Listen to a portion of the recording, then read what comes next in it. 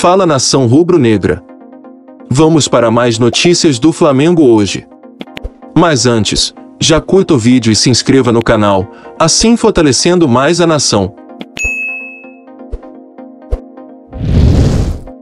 Bruno Henrique nega atrito entre elenco do Flamengo e Paulo Sousa. A gente não está aqui para fazer panela. Bruno Henrique comentou que o Flamengo passou nos últimos dias.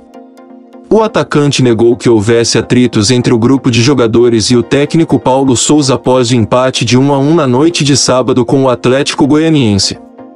O Flamengo é maior do que qualquer um. A gente não está aqui para fazer qualquer tipo de panela ou ter alguma atitude desrespeitosa com o Paulo. A gente tem de pensar um pouco. Tudo que sai na imprensa acaba gerando turbulência dentro do clube. O Flamengo é muito grande. O Flamengo tem diversas páginas de Instagram, todo mundo falando alguma coisa. O intuito nosso aqui é direcionado a uma coisa só, foco em buscar os nossos objetivos, disse Bruno Henrique. Antes de viajar a Goiânia, o Flamengo viveu uma semana de turbulência no Rio de Janeiro após perder o título carioca para o Fluminense. Na sexta, o Ninho do Urubu teve protesto.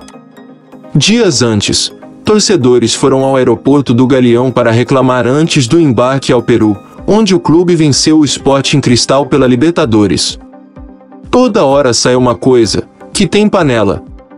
Saiu coisa a meu respeito também, coisa de horário. Desde a época do Mister, sempre teve horário. Veio o Rogério, o Renato. Sempre teve horário. Eu nunca desrespeitei nenhum horário com nenhum treinador.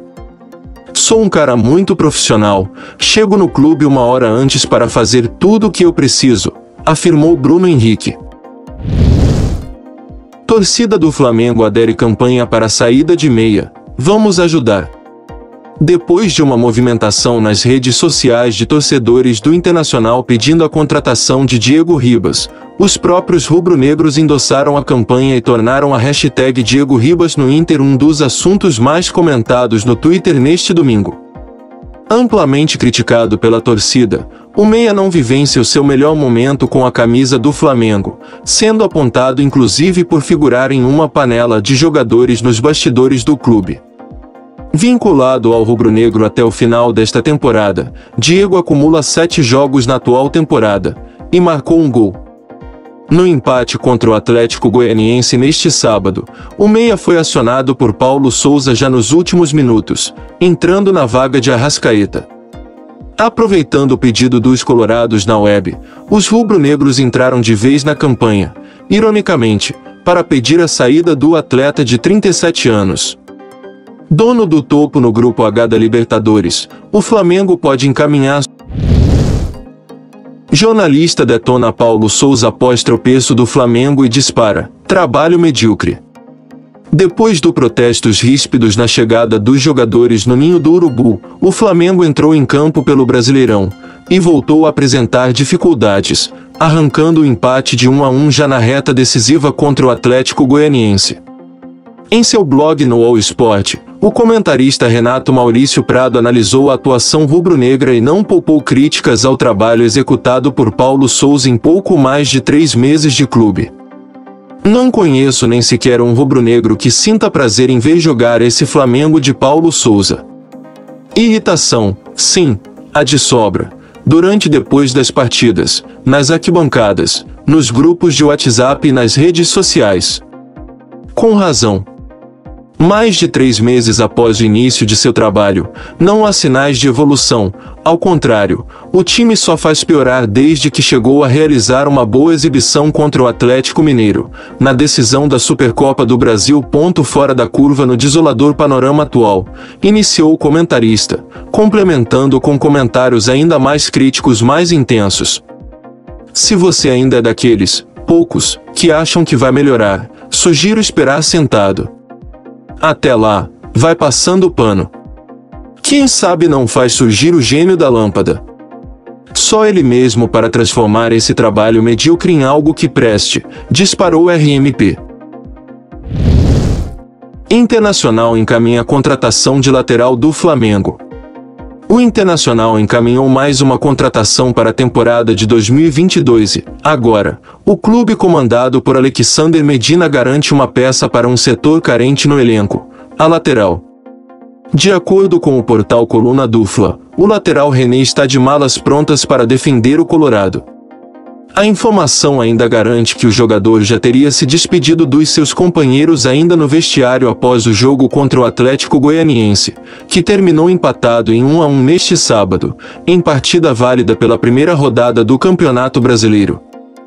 Sem ter chances no time com Paulo Souza, e agora, com a contratação de Ayrton Lucas, a tendência era de que o atleta ficasse cada vez mais longe de ter minutos em campo, e, por isso, vê no Internacional a chance de poder atuar com regularidade na temporada de 2022. De acordo com o portal Coluna do Fla, o jogador deve embarcar já nesta segunda-feira, 11, para realizar exames médicos e, caso seja aprovado, assinar contrato com o Colorado. Atualmente no elenco do Internacional, a lateral esquerda é disputada por Moisés e Paulo Vitor. Recentemente, até improvisações precisaram ser feitas por Medina no setor.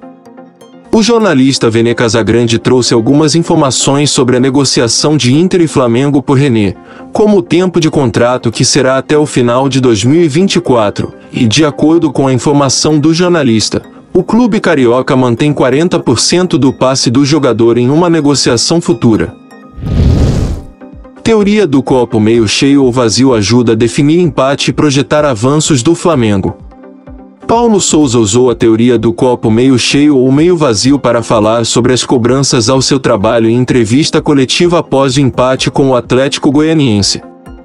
Pois bem, a referência é válida também para analisar o desempenho de um Flamengo ainda oscilante, mas mais organizado no 1-1 da noite de sábado, no estádio Antônio Ascioli, em Goiânia, pela primeira rodada do Brasileirão. Um Flamengo que joga para o torcedor um dilema cada vez mais claro: confiar e esperar uma evolução que acontece a passos lentos ou cobrar desempenho imediato. O empate na primeira rodada do Brasileirão acabou por ser justo para um time que continua a dar sinais de que faz muita força para executar o planejamento tático, e já falamos sobre isso em análises anteriores. O Flamengo não é um time de movimentos naturais e espontâneos, e essa necessidade de buscar uma organização ajuda a explicar a lentidão nas transições, principalmente com a bola. Em determinados momentos, essa dificuldade ficou evidente na saída em contra-ataques diante do Atlético Goianiense. O Flamengo de Paulo Souza parece saber o que fazer, mas ainda precisar pensar muito antes de executar. No cenário atual, onde acostumou-se a enfrentar adversários com linhas defensivas bem definidas, este tempo é mais do que suficiente para o encurtamento de espaços e ajustes de marcação, como aconteceu em boa parte do jogo em Goiânia. E aí, nação? O que você achou dessa notícia? Já deixe seu comentário aqui abaixo. E não se esqueça, curta esse vídeo e se inscreva no canal para não perder as últimas notícias do Flamengo hoje. E até o próximo vídeo. Tchau, tchau.